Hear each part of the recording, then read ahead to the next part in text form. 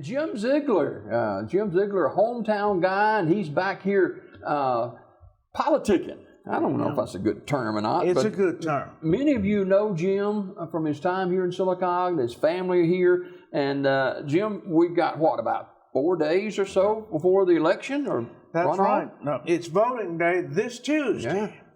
Yeah. It sneaked up on a lot of people, and I am concerned that people don't know that it's voting day this Tuesday and that we might have a low turnout, and the so-called experts are predicting a low turnout. But I hope we, the people, prove them wrong and go out and exercise our right to vote on these officials. You were the leading vote getter in the primary. I was, thank you, and I thank the people of Alabama, and my leading county was Talladega County, my native county, and I hope that'll happen again, and that a big vote will turn out at J. Craig Smith and Oak Grove and Childersburg and Talladega and Winterburg and all the stomping ground. Absolutely.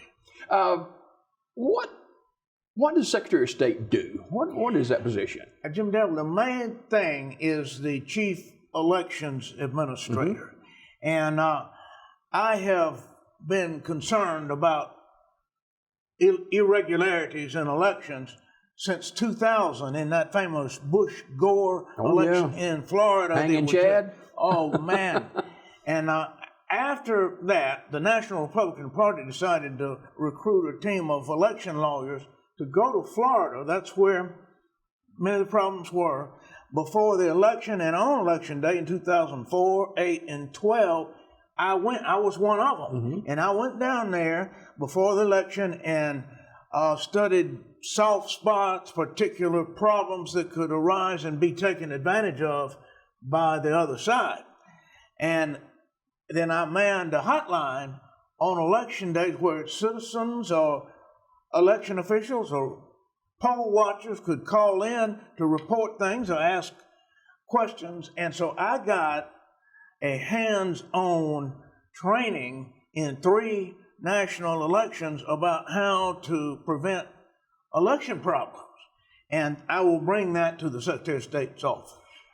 Secretary of State, you chose to run for this office, and we've had our election spotlighted, especially in the last 4 years. When we had the election when President Biden was elected, and there was cries of voting irregularities in states here and there and seemingly everywhere. But it's so important that we do this right, Jim. Well, it is. We are a constitutional republic. And the key to that is that these officials who will run the local, state, and national government are elected or defeated by the vote of the people. And if we ever lose the ability to have the correct winner declared, we're on a downhill slide in this country, and I'm concerned about that. And I'm working with other candidates for Secretaries of State.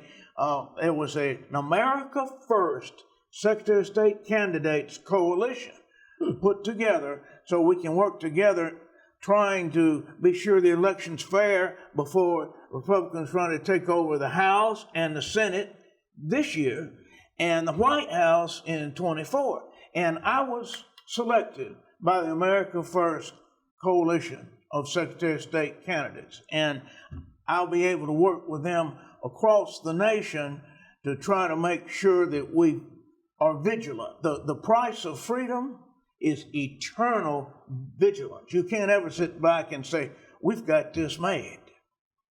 Now, you were state auditor for what, 2 terms? I was, and under the Constitution, that's all you can be. So I am term limited. And I have people ask me, well, we want you to stay as a state auditor. Well, I'm sorry, I cannot. Closest I can do will be Secretary of State. As the auditor, I sought to be a watchman against waste, mismanagement, and corruption. As the Secretary of State, I can be a watchman for voter integrity, election integrity. What does the term watchman mean? It means that you're on the lookout for problems beforehand. Election problems are one of those things in life far better spotted ahead of time and prevented than try to fix them after the election. It's hard. Right now, there were some problems in our May primary, particularly in Etowah County. People got the wrong ballot and were assigned to the wrong district. We need to try to fix that if it's fixable, but far better to spot that problem ahead of time and fix it. More than anything, we want this morning to remind people to go back to the poll Tuesday and vote. Absolutely, absolutely. We are worried in the first primary in May, only 23% of the people in the state. Now that's discouraging, Jimmy Dale. Think about this. When you're out and about, of every 4 people that you see, 3 of them did not vote at all. Now, men and women have died to protect America. Yes. And others have gone and given their ears and risked their lives. The least we back home can do is to go vote and do our constitutional duty. In Talladega County, Talladega County led the way for to be the leading vote getter in the primary a couple of weeks ago. You've been out with another candidate for the runoff. What are people saying to you when you go to these different venues to speak? They'll say, now, isn't there a runoff in 2 or 3 weeks? I say, no, it's this Tuesday, this Tuesday. And they'll say, now, what races are on the ballot? And so we've got to come up with a way to better inform the voters before the next time they're expected to go vote. And I've got a plan to do that. If I'm blessed to be the Secretary of State, I call it Plan Z. Now, you probably think that is a play on my last name, but it's not. Plan Z means 0 excuses. 0 excuses not to go vote. You can go vote, or if you just can't, you can vote absentee ahead of time. It's easy.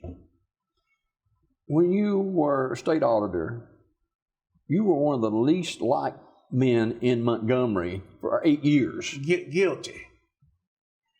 I didn't go down there to win a popularity contest among the Montgomery politicians, and it's a good thing.